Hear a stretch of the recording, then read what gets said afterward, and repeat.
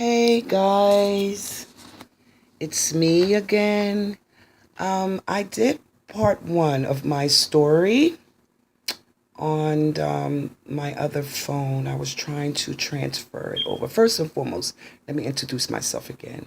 My name is Martha, and these are stories of my life. What life is all about. How do you live life and how do you accept life? This is part two of my story. I'm going to leave you off.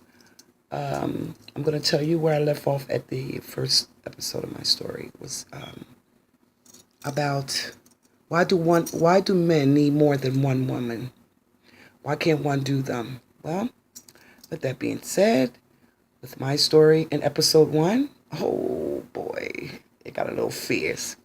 So excuse me, if you can go and you can go back to part one. I'm trying to transfer it from my phone over to the phone that I'm on right now, but I'm having a little problem with getting it over to this phone here. But anyway, I'm Martha. My name, my live name is Biggs. You can come and talk to me on live, here, Biggs. Or you can call me Martha Morris, whatever one you choose. But I would prefer you to call me Biggs. I like that nickname much better. Anyway, so I was telling y'all that I had some juicy topic about the second part of my my life. So, I try to, tell my friends and, my really close friends, how to handle their situation when it comes down to their guy. But some of them are so very foolish. They like, Miss Martha, how do you be so strong? How do you handle all of that? I can't do it. I love this guy unconditionally. But what does it take him to do? It takes this man to literally, like, excuse my French, almost put his ass in your face to let you know what he's about, to let you know that you mean nothing to him but a piece of, ass. You know what I'm saying? Well, okay, with me, Martha Morris, as Biggs. No, that's a no. That's not going to happen. Well, let me tell you, this man, he plays such a game. Now, mind you, he's not a young man. He's not a young man. He's like 67 years old now. But through the process of it all, in the 9 years that I've been with him, wow, well, there's some major things going on. This man was flipping, flopping, sticking, sopping, whatever you want to call it, everywhere, all over the place. Okay? I give grace and I give thanks to God that he shielded me, he protected me, because this man could have literally went out there and did some stuff that could have made me sick. Okay? So I tried to handle this situation the best to my knowledge. But this guy wanted to just continue with the BS and just keep coming to me and lying and telling me, how much he loves me and he would never cheat on me with another woman. Well, wait, remind you, I take the blame for it because I allow myself to deal with a married man. I allow myself to be vulnerable and gullible for love, seeking and searching for love, and I thought I was in the right direction, but I found out I was totally in a whole complete different direction that I shouldn't have never even turned. I should have, instead of me turning left, I should have turned right. If I maybe have turned right, maybe I would have found the right one, but I chose to turn left because I was manipulated. Once again, that word again, I was manipulated by charm.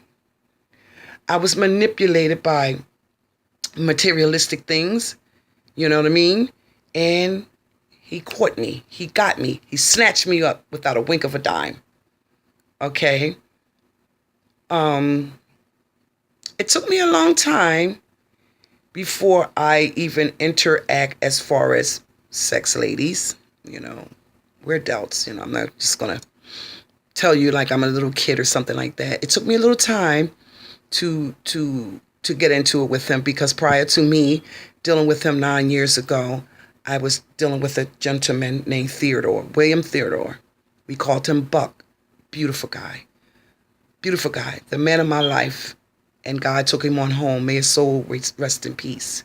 He took him on home, and then I met up with this creep here that I shouldn't even allow myself to even go that way. You know what I'm saying? But things happen. Like I said, things happen. We fall in love. You know.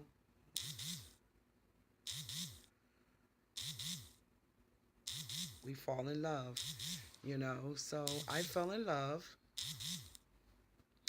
and I'm not gonna say that his sex game had me snatched up. I'm just gonna say that the charm had me snatched up. You know what I mean?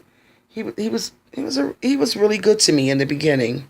I was working at Brightside Academy as a preschool teacher, and that's how I met the gentleman. And at first I didn't have any interest in the guy. Hey, if I can find my girlfriend Jennifer, she's a white girl. If I can find my white girlfriend Jennifer, she was the one got me caught up with this man. If I could find my white girlfriend Jennifer, I would tell her today, biatch, why in the bejesus did you hook me up with a piece of trash like that? But it's okay. Everybody needed somebody. Everybody needs somebody in life. And at that time, I needed somebody. I had lost my boyfriend, William Theodore, whom I was with for 13 years. That was really, a good man in my life. And he took the place of my children's fathers, whom was not in their lives. Rest in peace, Theodore Buck. But anyway, let's get back to this other creep. So he wanted to have his cake, and he wanted to have his cake and eat it too. And he just wanted to flip flop, sip sop, sap, lick, stick, whatever you want to call it, all over the place. You know what I mean? And I dealt with it for a while because I was freshly in the relationship with the man. I really didn't know the man at first, So he wanted to confirm us being boyfriend and girlfriends. Anyway, we're going to skip from that, and we're going to move it further. We're going to move up some because it's just a long drawn story. So anyway, we're going to take it back 2 years ago. Mind you, the man is married. Miss, I'm so sorry about me even dealing with your husband, because had I known that, I would never had went that route. I apologize to you once again.